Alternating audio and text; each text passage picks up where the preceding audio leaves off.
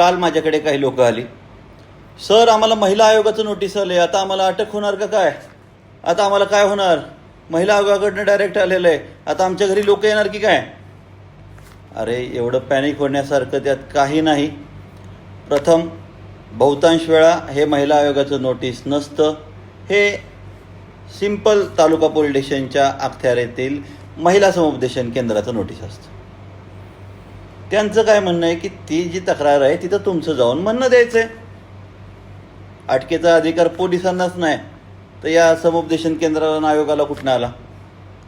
त्यामुळं कुठलंही अटक किंवा बदनामी किंवा काही मोठं फारफाई होणार नाही आहे. हे आलं आहे, त्याच्या पलीकडे त्याला काही फारसं नाही आहे. आपलं उत्तर आपण कायदेशीर मार्गाने द्या, आपलं उत्तर आपण प्रॉपरली द्या, ते आपल्या वकिलांकडून बनवून घ्या, लढा द्या आणि जिंका, घाबरू नका.